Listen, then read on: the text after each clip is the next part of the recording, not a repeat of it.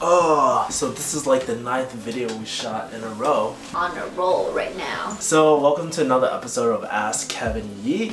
Today I have my friend Angela. Hi guys. We went to pharmacy school together, so we're going to be answering your pharmacy school questions. Today we have Jude. She is asking, what is it like to practice in California for starter pharmacists like me in terms of pay and settling down? Do you think there's any better state than California that would be easier to practice with good pay? So basically, she's wondering what is it like to be practicing in California? So what do you think?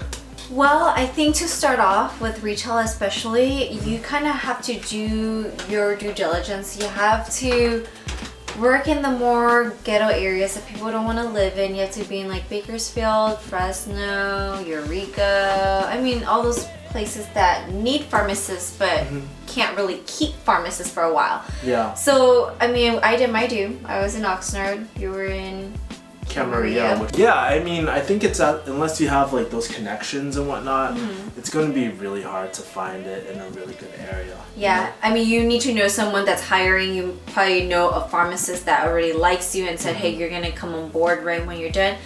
Then in that term, you're lucky. Otherwise, you have to do your due diligence and slowly make your way back down to where you want to be.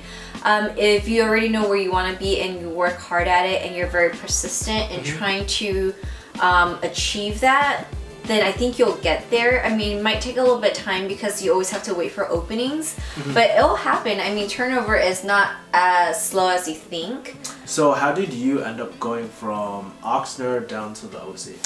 So I originally started in Oxnard, but you know, you have to network, you have to talk to people constantly. Once you're working, make friends, make a lot of pharmacist friends, managers, even people within the company, because those people might know someone else, you know? Yeah. So my friend from high school actually is a pharmacist at Walmart at Riverside, and he was able to hook it up. He actually works at Ralph's now. I know, it's a small world, very small world. We didn't know until way later that when he started working at Ralph's that we all know each other. But after going down there, then you start making more connections in that area. And you know, my friend told me, hey, since you're living back in Orange County, there's a per diem job in Costa Mesa. You want to work there maybe a few days a week? And I said, yeah, I would love to. And I worked there for almost a year and they hired me full time. It's possible. For me, because you guys know I'm not originally from California, so I have no friends out here. Yeah, no friends, no connections. So what did I do? I actually, you know what? I threw a Hail Mary. So I applied to this random Ralph's job. I interviewed for it once. I got fucking rejected. So I didn't get the job. You did or no, I did not get the job. It was for an overnight position in near UCLA. Oh, okay. Yeah, so I didn't get the job, and like for me, like, you know what, it kind of sucked because I didn't hear back. But then I was like, you know what, a few months passed by. I was like, fuck it, I really need to get out of like this Camarillo area because I was driving for, like at least. Sometimes my commute would be almost 2 hours just one way. Yeah, I thought he was crazy. Yeah, it is crazy. I used to drive 60 miles, but cutting through LA traffic, it takes freaking forever. It was driving me crazy. And I was like, well, dude, if I don't do anything, I'm stuck here unless I quit. And I was like, you know what? I'm going to throw another Hail Mary. Throwing Hail Marys has been like a godsend for me. So I sent out an email and I was like, hey, blah, blah, blah, I hope you remember me. You know, during the interview, this is what I felt I was weak at. This is what I've been doing since. If you're still interested, let me know. I'm willing to take a job on the spot. And she actually got back to me. Oh, wow. Yeah. That's how you got the job at Ralph's?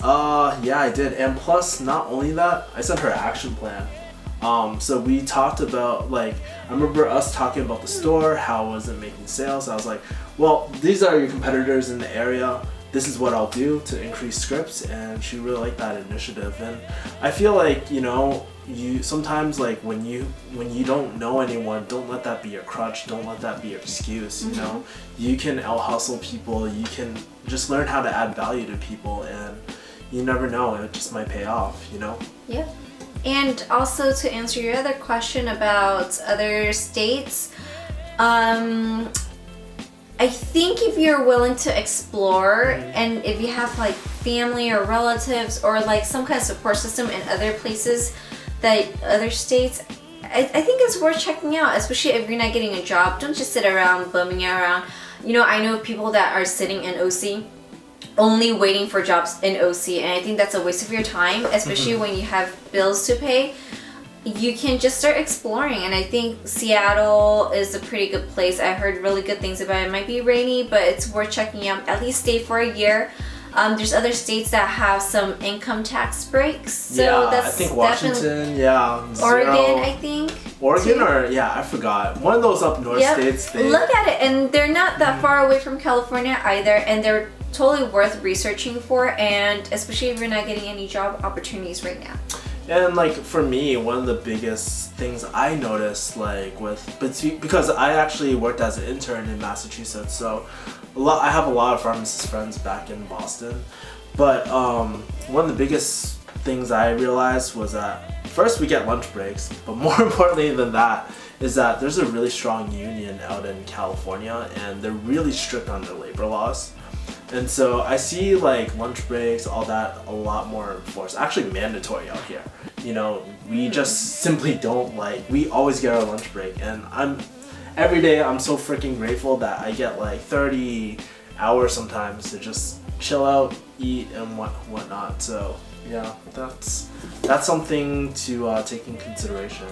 Yep. Also, definitely look into their laws, pharmacy laws. Yeah, because there's more and more opportunities for pharmacists now. Yep. And so what was it? Washington, they can prescribe certain medications. Massachusetts you can too, and I think a lot of states can start doing provider status. I think in Massachusetts, if you work in a clinical setting and you have a supervisor, a doctor that's a supervising doctor, practice. Yep, you can start prescribing maintenance drugs, or you can authorize refills for their maintenance prescriptions, and you can also submit a change in therapy to the doctor. As long as they authorize it, you can go ahead and do that, and I think that's actually really good practice and good use of all the knowledge that you have. Yeah, that's true. Oh yeah, we forgot to answer her last question. In terms of pay and stability, what do you think? Well, also look into cost of living. So, you might think living in California is glamorous, you love it, but rent is really expensive here compared to other states. And so you might be getting paid more, but it's also because you're paying more to live there. Yeah, that's true. So you might live in a boony and get paid actually a lot. You're actually making more technically if you think about it. So you gotta have to think about the logistics too. I mean, the glamour and also the appeal of certain places, there's always a reason for it, I think. So always do your research. And finally, what I suggest to you, if you're looking at different places, this is how I make a lot of my decisions. I just think about which, if I'm deciding between two places, I'm always gonna go to a place where I'll get the most life experiences. Yeah, that's sometimes it's worth it. Yeah. Yeah, I mean, chances are you're gonna get a lot more life experiences in California than North Dakota or Montana. So sorry. You never know. You might know how to start hunting things. Sorry, you people from Montana and North Dakota. I'm just straight hating. But guys, if you guys like this video, like, comment, subscribe. If you guys got questions for me, you can shoot me an email at subscribers@refugeehustle.com, or you can hashtag AskKevinYee on Instagram. If you want to follow Angela, her Instagram is Bang.